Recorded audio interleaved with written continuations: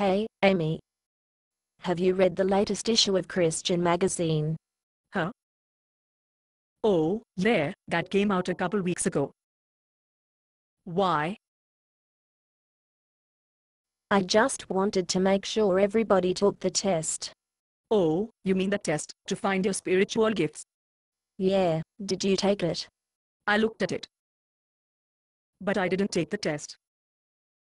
I already know what my spiritual gifts are. You do? Yes. Oh.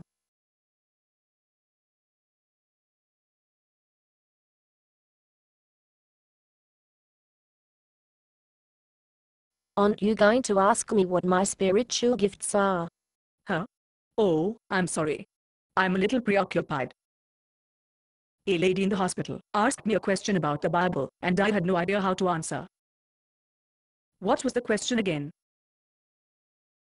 My spiritual gifts. Oh, yes. So, what are your spiritual gifts?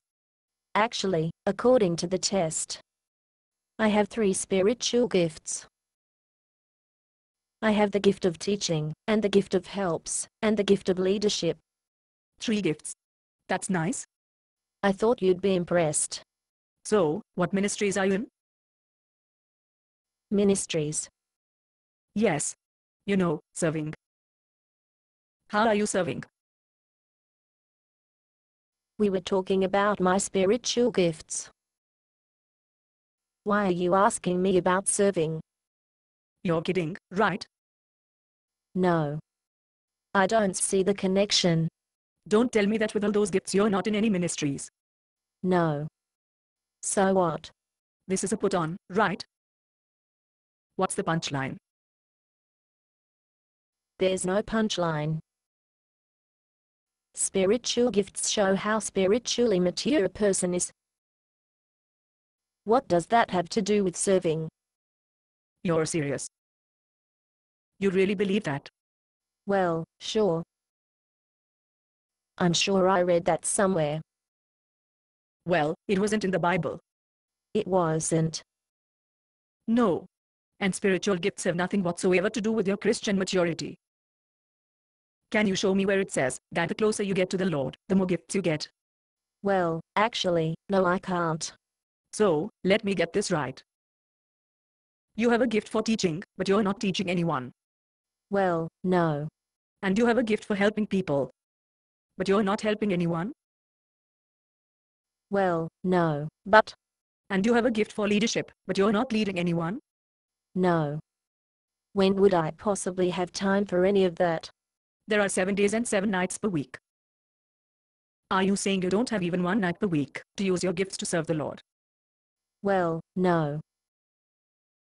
Monday night is bowling night. Wednesday night I have midweek service at church. Friday night I go out. Saturday's house cleaning day and Saturday night I play racquetball. And Sunday night, if I don't go to church, I catch up on my thank you notes and letter writing.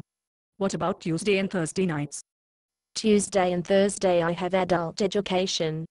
What courses are you taking? I'm taking a pottery class. I just made this darling little trivet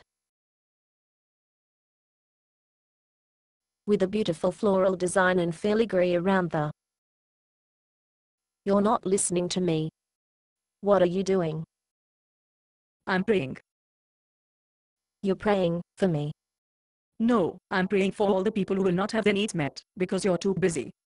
Oh, don't lay that guilt trip on me. I'm not laying a guilt trip on you.